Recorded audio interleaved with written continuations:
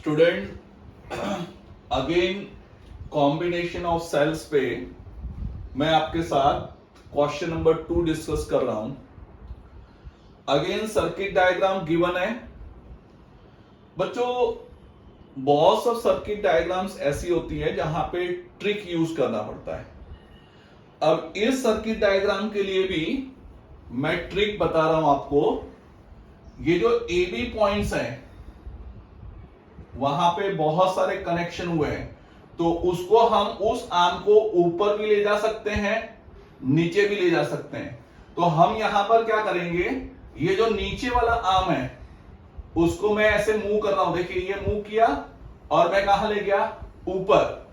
अब अपने आप में विजुअलाइज कीजिए कि अगर ये आर्म ऊपर आ जाएगा, तो जब अगर ऊपर आ गया तो अब आपको समझ में आ रहा है कि E1 और E3 क्या है, पैरेलल कॉम्बिनेशन हो गया। फिर से ध्यान दीजिए, इस आर्म को मैं ऐसे मूव करके ऊपर ले जा रहा हूं, तो E1 और E3 किस में आ गया, पैरेलल में।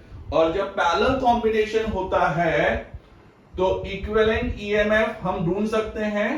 उसके लिए E1, देखिए पहले वाला E1 है, यहां वैल्यू दी हुई है 2, तो E1 हो गया 2।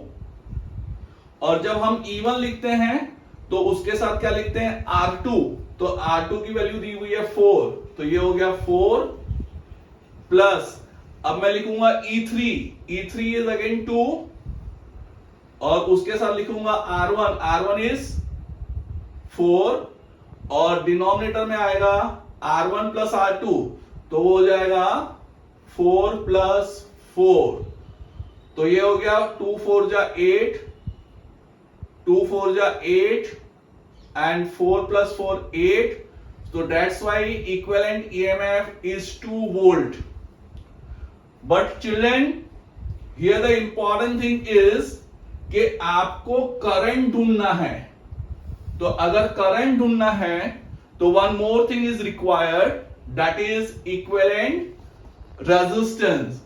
तो इक्विवेलेंट रेजिस्टेंस ढूंढने के लिए हमें समझ में आ रहा है कि ये दोनों किस में है, पैरेलल में। तो पैरेलल में क्या करना होता है, दोनों का प्रोडक्ट, तो प्रोडक्ट हो जाएगा 4 into 4 और डिनोमिनेटर में आएगा दोनों का सम, तो 4 plus 4, तो इट इज 16/8। तो internal resistance, that is the resistance of the circuit, is 2 ohm। तो आई थिंक अब हम करंट ढूंढ सकते हैं। लेकिन बच्चों एक चीज ध्यान रखो, इस आर्म को हम ऊपर ले गए हैं, तो इसका मतलब क्या हुआ कि ये पाथ और इस पाथ का हमें इक्विवेलेंट EMF मिला है, ठीक है। लेकिन ये वाला पार्ट और है, तो इसका मतलब क्या हुआ कि इक्विवेलेंट EMF जो है वो इसके साथ किस में आ जाएगा, सीरीज में आ जाएगा। तो इसलिए करंट ढूंढने के लिए हमें इक्विवेलेंट EMF और E2 का यूज करना पड़ेगा। तो ये जो इक्विवेलेंट EMF है वो E2 के साथ किस में आ जाएगा, सीरीज में। तो इसका मतलब क्या हुआ है कि जब सीरीज हम लेंगे तो करंट इक्वल टू होता है EMF। तो EMF, इक्विवेलेंट EMF हमारा आया 2 वोल्ट और E2 जो है वो उसके साथ सीरीज में है, लेकिन E2 की वैल्यू भी कितनी है, 2। तो इसलिए हमारा EMF हो जाएगा 2 plus 2।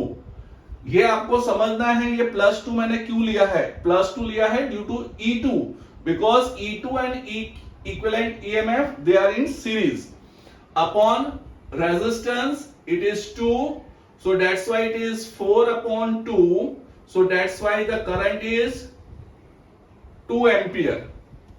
But the important thing is direction also. So just see here, equivalent EMF, the positive terminal is this, so current is positive to negative, so that's why the current will be A to B. So that's why which option is correct, B option is correct. The current is 2 ampere and that is from A to B. Thank you.